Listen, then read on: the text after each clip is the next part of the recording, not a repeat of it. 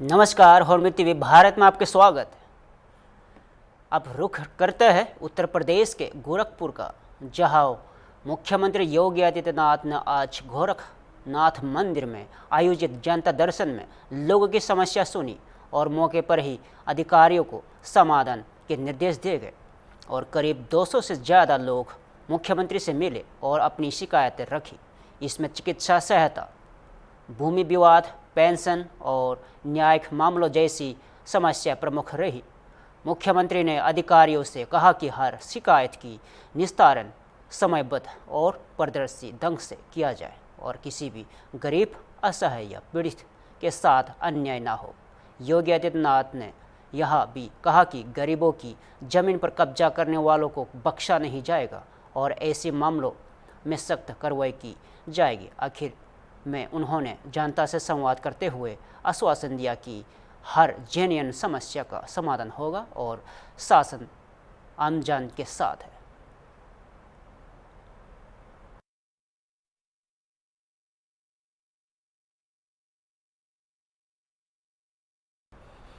मध्य प्रदेश में cough syrup पीने से 20 बच्चों की मौत के बाद अब देश भर में हड़कंप मचा हुआ है। इस घटना के बाद अब पुणे FDA ने बड़ी कार्रवाई करते हुए 13 लाख रुपए मूल्य का कफ सिरप स्टॉक जब्त कर लिया है।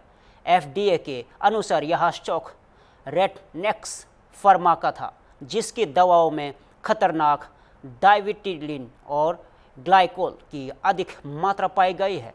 यह वही रसायन है जिससे पीने से बच्चों की जान गई और FDA पुणे के संयुक्त आयुक्त गिरीश हुक्रे ने बताया कि इस मामले में गुजरात सरकार ने चेतावनी दी थी। महाराष्ट्र में इस सिरप की आपूर्ति की पुष्टि तो नहीं हुई है, लेकिन सरकार ने इंतहातन जांच अभियान शुरू कर दिया है ताकि कोई चूक ना हो।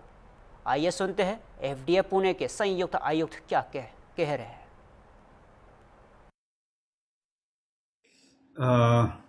मध्य प्रदेश और राजस्थान स्टेट में खांसी की दवा पीने से कुछ बालकों का मृत्यु हुआ, ऐसी जो न्यूज आई है, उस सिलसिले में महाराष्ट्र गवर्नमेंट ने भी कुछ प्रिकॉशनरी मेजर्स लिए हैं। उसमें जो खांसी की दवा है वो किस तरह से सेल करनी चाहिए, विदाउट प्रिस्क्रिप्शन नहीं करनी चाहिए, इस तरह से निर्देश दिए हैं।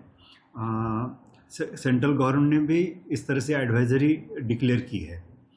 अभी जो दवा से डेथ हुई ऐसा रिपोर्ट है, वो दवा का सप्लाई महाराष्ट्र में हुआ है, अभी तक ये हमारी जानकारी में नहीं आया। दूसरा, उसी सिलसिले में गवर्नमेंट ऑफ गुजरात ने कुछ सैंपल्स लिए थे, उनमें वो डाइथिलिन ग्लाइकॉल का परसेंटेज उनको कुछ ज़्यादा मिला था। उस हिसाब से उन्होंने कुछ एडवाइजरी पब्लिश की थी। उसमें 2 कंपनी का नाम था, एक रेडनेक्स फार्मास्यूटिकल और शेप फार्मा। तो इन 2 कंपनियों का कुछ स्टॉक हमारे यहाँ मिला है। तो पुणे में हमने रेडनेक्स फार्मा का 13 लाख का स्टॉक प्रोहिबिट किया और वहाँ से सैंपल्स लिए हैं। उस हिसाब से कराड़ में भी हमको 9,300 रुपये का स्टॉक मिला है, वो हमने प्रोहिबिट किया और वहाँ से भी सैंपल लिए हैं। अभी नेक्स्ट हमारा जो ये है कि हमारे यहाँ के जो मैन्युफैक्चरर्स है वो भी जो स्टैंडर्ड्स के मुताबिक मैन्युफैक्चरिंग करते या नहीं, ये ढूंढने के लिए भी हमने एक ड्राइव लिया है। उसमें हमारे इंस्पेक्टर्स वो मैन्युफैक्चरिंग यूनिट को विजिट देंगे और वो चेक करेंगे कि वो जो खांसी की दवा या कोई भी सिरप में जो रॉ मटेरियल यूज किया जाता है वो एज पर स्टैंडर्ड्स है कि नहीं, ये सब चेक करेंगे। सर, कोई मेडिकल ऐसे होते हैं डायरेक्ट दवाई दे देते हैं, कोई डॉक्टर की पर्ची नहीं रहती, उसको लेकर क्या कार्रवाई? उसके लेकर भी हम कार्रवाई कर रहे हैं। हमारे लोग एक सरप्राइज विजिट देंगे और उसमें देखें, ये फैक्ट वेरीफाई करेंगे कि सचमुच ऐसा हो रहा है कि नहीं, और जो ऐसा कर रहा है उसके ऊपर कानून के मुताबिक कड़ी कार्रवाई की जाएगी। रवि की बुआई से पहले किसानों के लिए एक बड़ी राहत और प्रोत्साहन की खबर सामने आई है। आज नई दिल्ली में एक अहम प्रेस कॉन्फ्रेंस के दौरान केंद्रीय कृषि एवं किसान कल्याण और ग्रामीण विकास मंत्री श्री शिवराज सिंह चौहान ने घोषणा की है कि प्रधानमंत्री नरेंद्र मोदी 1 अक्टूबर को देश भर में किसानों के लिए कई ऐतिहासिक कृषि पहले पहल शुरू करने जा रहे हैं। इस दिन को खास बनाता है लोकनायक जयप्रकाश नारायण की जयंती और उसी अवसर पर ये अभियान देश भर में शुरू किया जाएगा। इन पहलों का मुख्य उद्देश्य है कृषि उत्पादकता में वृद्धि, किसानों की आय को दोगुना करने की दिशा में ठोस कदम और खाद्य एवं पोषण सुरक्षा को और सशक्त बनाना। मंत्री शिवराज सिंह चौहान ने कहा कि यह पहल विकसित भारत 2047 के विजन का हिस्सा है, एक ऐसा भारत जो आत्मनिर्भर हो और समृद्ध हो और वैश्विक स्तर पर प्रतिस्पर्धी भी। आइए सुनते हैं केंद्रीय मंत्री का बयान। पूर्ण कार्यक्रम माननीय प्रधानमंत्री जी का 11 अक्टूबर को पूसा से संपन्न होगा। उसके पहले कार्यक्रम में जाने के पहले प्रधानमंत्री जी अलग अलग जो किसान हैं, प्राकृतिक खेती के किसान, दलहन मिशन के किसान, धन धान्य योजना के अंतर्गत आने वाले किसान, उनसे अलग अलग संवाद भी करेंगे पूसा के खुले क्षेत्र में जहां हमारे खेत हैं। और उसके बाद वो सुब्रमण्यम हॉल में आके इन 2 योजनाओं को प्रमुख रूप से लॉन्च करेंगे और बाकी को प्रमाण पत्र देंगे या सम्मानित करने का काम करेंगे। लेकिन केवल पूसा में यह कार्यक्रम नहीं होगा। प्रधानमंत्री जी के इस कार्यक्रम से हमारे 731 कृषि विज्ञान केंद्र, 113 हमारे आईसीआर के संस्थान, हमारे मंडियां जितनी हैं वो, किसान समृद्धि केंद्र, पंचायतों में कार्यक्रम होगा, ब्लॉक में कार्यक्रम होगा, जिलों में कार्यक्रम होगा, राज्य का एक प्रमुख कार्यक्रम होगा। तो हमारी कोशिश है कि भौतिक रूप से लगभग 1 करोड़ किसान सीधे कहीं ना कहीं से जुड़ के प्रधानमंत्री जी से प्रेरणा प्राप्त करें। और ऑनलाइन भी इसको कई जगह किसान देखेंगे। लगभग 1.25 करोड़ लोग, किसान भाई बहन ऑनलाइन जुड़े, ये प्रयास किया जाएगा। तो 2 प्रमुख योजनाएं आत्मनिर्भरता की दृष्टि से, उत्पादकता बढ़ाने की दृष्टि से बहुत महत्वपूर्ण थी।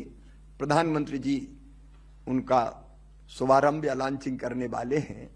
ये जानकारी देने के लिए आज आपको कष्ट दिया था।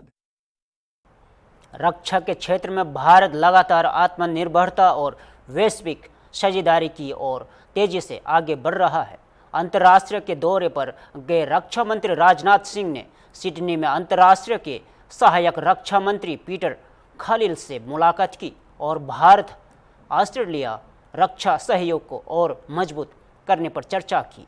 इस द्विपक्षीय बैठक में राजनाथ सिंह ने कहा कि भारत का रक्षा उत्पादन पारिस्थितिकी तंत्र नीतिगत सुधारों की बदौलत अब अधिक उदार और व्यापार अनुकूल बनता जा रहा है। उन्होंने जोर देते हुए कहा कि भारत का रक्षा निर्यात अब 33,622 करोड़ रुपए तक पहुंच चुका है और भारतीय कंपनियां अब 100 से अधिक देशों को रक्षा उपकरणों का निर्यात कर रही है। इसके अलावा भारत में ऑस्ट्रेलिया कंपनियों को भारतीय उद्योग के साथ साझेदारी करने और प्रमोदन तकनीक, स्वचालित जल और जल वाहन, फ्लाइट सिम्युलेटर और एडवांस मटेरियल जैसे उच्च तकनीकी क्षेत्र में को डेवलपमेंट और को प्रोडक्शन के लिए आमंत्रित किया जा रहा है। और राजनाथ सिंह ने यह भी बताया कि DRDO और ऑस्ट्रेलिया का defence science and technology group पहले से ही टोट एरे सेंसर पर संयुक्त अनुसंधान कर रहे हैं। उन्होंने कहा कि इस वर्ष के अंत तक क्वांटम टेक्नोलॉजी, AI और AI, साइबर सुरक्षा और इंफॉर्मेशन वायर और एडवांस साइंस एंड टेक्नोलॉजी के क्षेत्र में साझेदारियां तलाशने की योजना है। सुनिए। Our defense exports have reached approximately 23,622 crore or approximately $2.76 billion last year. And Indian companies now export to around 100 countries. Friends, strategic reforms such as Make in India, production-linked incentive schemes, and a digital transformation have fostered a conducive environment for innovation, investment, and manufacturing growth. India's young and skilled workforce, expanding infrastructure, and rising technological capabilities are further strengthening its role as a global economic hub and a reliable partner in resilient supply chains. This economic momentum not only enhances India's strategic influence, but also creates vast opportunities for international collaboration and investment. We have liberalized our foreign direct investment policy in the defense sector. Up to 74% FDI is now allowed under the automatic route, and beyond that, through government route, and especially when it brings in modern or state-of-the-art technology. Our defense production ecosystem is being continuously liberalized through various policy interventions, and compliances mechanisms are being simplified to make India more and more business-friendly. Many components, subsystems, production equipment, and testing equipment have been removed from restrictive licensing in a reduced entry barriers, especially for smaller players. Friends, in order to accelerate defense research and development in the private sector, we have opened avenues for free of cost technology transfer through Defense Research and Development Organization, DRDO. And there are attractive schemes for development of cutting edge and frontier technologies put in place to encourage research and development in defense, and they are giving excellent results in recent years.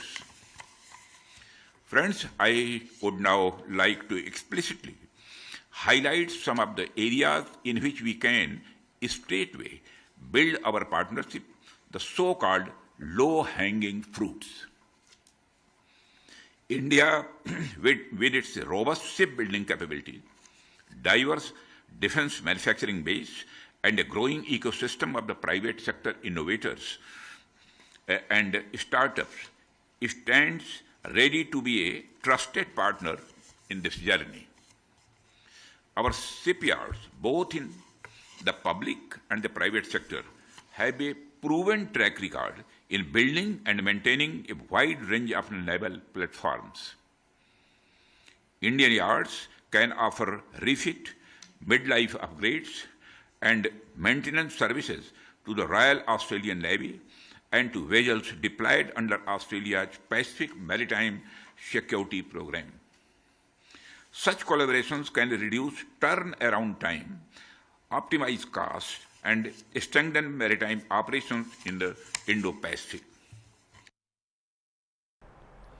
Bihar की राजनीति में चुनावी वादों और प्रत्यारोपों की रफ्तार तेज हो गई है। राजद नेता तेजस्वी यादव के एक हालिया वादे पर अब सियासी भूचाल आया है। तेजस्वी ने कहा है कि अगर उसकी सरकार बनी तो वो हर परिवार को सरकारी नौकरी सुनिश्चित करने वाला कानून लाएंगे।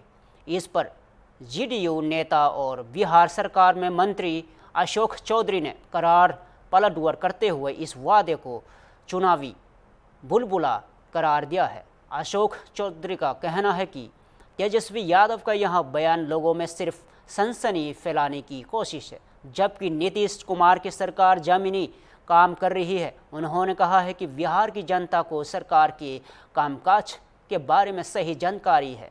वहीं तेजस्वी यादव ने अपने वादे का बचाव करते हुए कहा है कि इस योजना को लागू करने के लिए किसी प्रमाण की आवश्यकता नहीं, क्योंकि उनके पास दूरदर्शिता और इच्छा शक्ति है।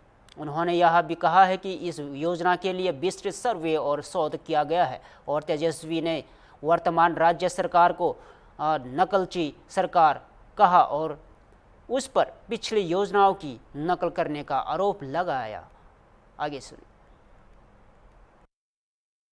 बेरोजगारी का खौफ पैदा किया, लेकिन अब उनकी सरकार बनेगी, हर परिवार को सरकारी नौकरी पहुंचाने का काम किया जाएगा। ये सब तो देखिए, ये सब चुनावी जिसको बोलते हैं जिसको है बुलबुला है, लेकिन आरजेडी के लोगों के प्रति क्या प्रदेश में भाव है और उन लोग क्या चाहते हैं, लोग क्या चाहते हैं, वो इम्पोर्टेंट है ना।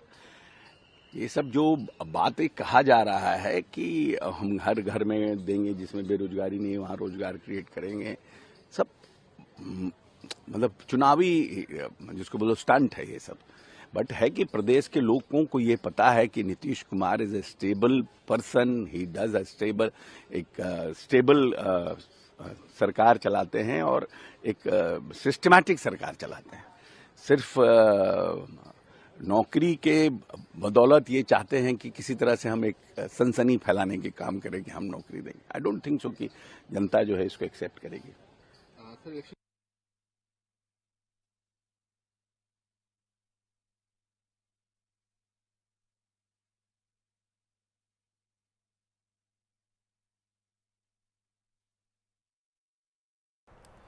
केरल विधानसभा में सब रीलमाला मंदिर के स्वर्ण प्लेटिंग विवाद पर जारी राजनीतिक घमासान अब बेकाबू होता दिख रहा है। विपक्ष के लगातार चौथे दिन के हंगामे के बाद आज सदन में हाथापाई तक नौबत आ गई, जिसके बाद कांग्रेस के 3 विधायकों को विधानसभा से निलंबित कर दिया गया है।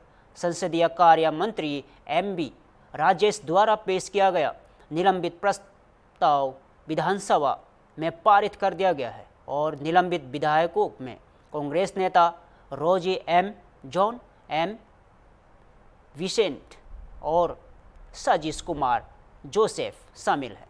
इस कार्रवाई के बाद कांग्रेस विधायक रोजी M जॉन ने तीखी प्रतिक्रिया दी है। उन्होंने आरोप लगाया है कि केरल में अब चोरों और लुटेरों का गिरोह राज कर रहा है और ये सब रीमाला जैसे पवित्र स्थल को भी नहीं बख्शा रहे हैं। सुनिए।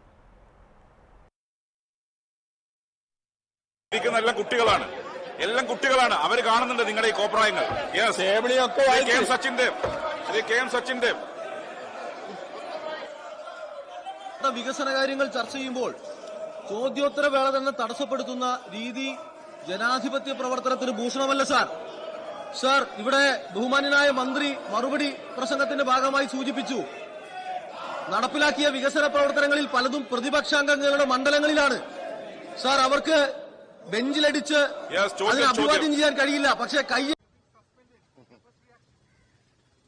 See, a group of thieves and robbers are ruling Kerala, unfortunately, today. They are not even sparing Sabrimala. They are doing all the looting.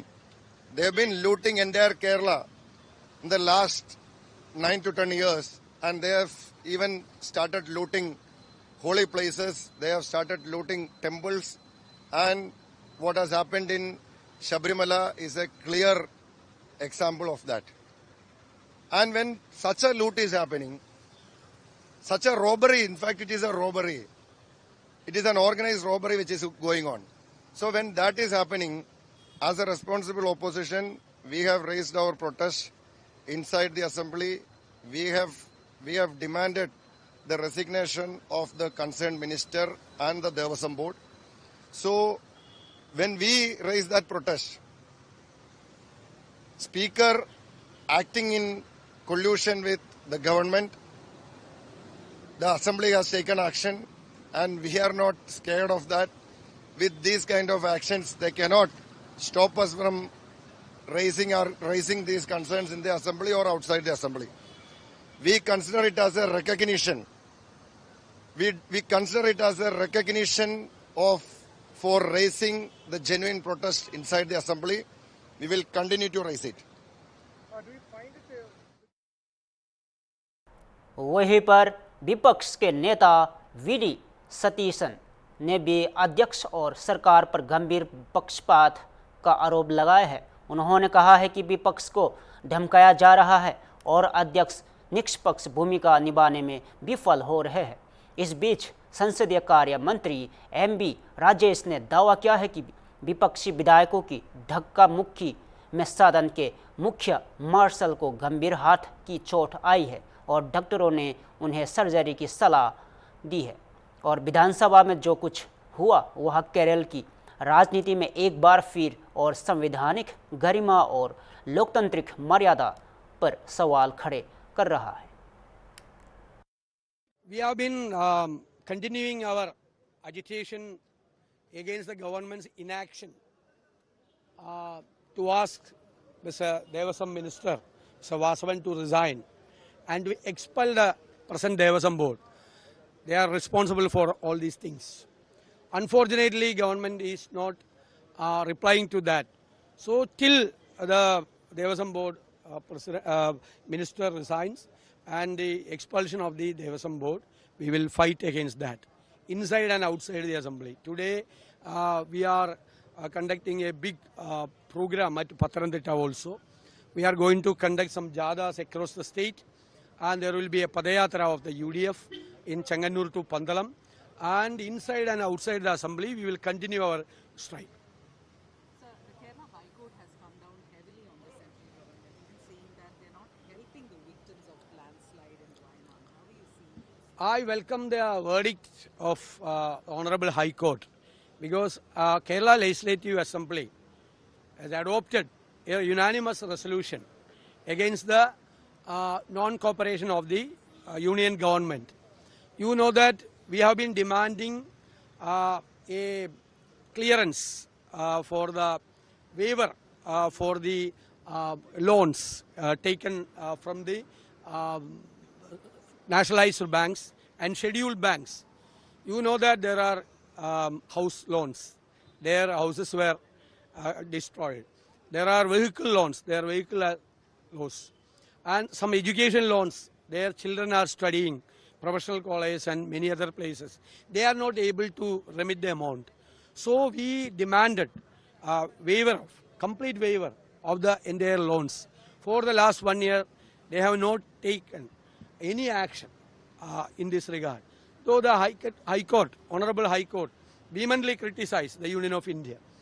Whenever there is some landslides or some natural calamities, maybe in the north, Gujarat, Himachal, UP or Chhattisgarh or Uttarakhand, the union government is helping them. In Kerala, they are ignoring. They are ignoring. That we cannot allow. So, the High Court, I hope that on the basis of the Honorable High Court's verdict, the union government will take further action for the waiver of all the loans and further assistance to the rehabilitation process which is going on.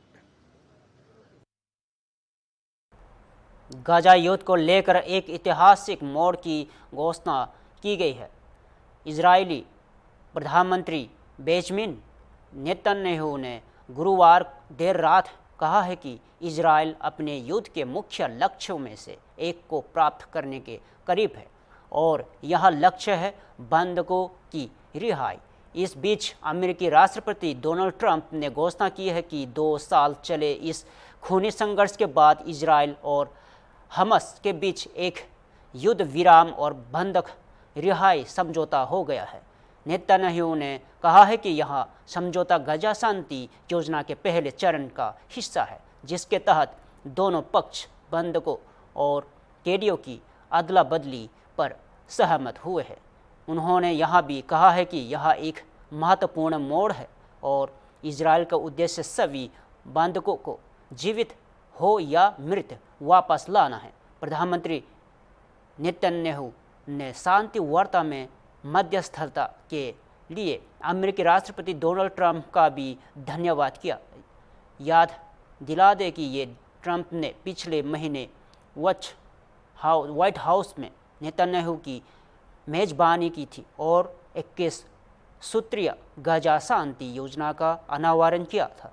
इसके बाद Trump के विशेष दूत Steve Witkoff और दामाद Jared Kushner को मिस्र भेजा गया और उन्होंने इजरायल और हमास के बीच वार्ता को अंजाम तक पहुंचाया। इस समझौता की सराहना इजरायल के उप मिशन प्रमुख फोरेंस साहब ने भी की और उन्होंने इससे दोनों देशों के लिए बेहद महत्वपूर्ण क्षण बताया।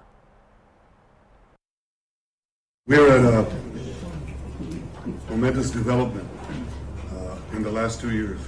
We fought during these 2 years to achieve our war aims, and a central one of these war aims is to return the hostages, all of the hostages, the living and the dead. And we're about to achieve that goal. We couldn't have achieved it without the extraordinary help of President Trump and his team, Steve Witkoff and Jared Kushner. They worked tirelessly with Ron and his team, our team.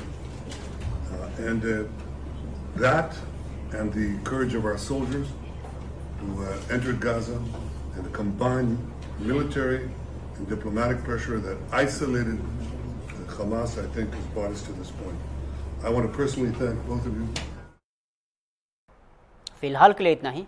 ऐसे ही ताज़ा खबरों के लिए देखते रहिए horn Bharat.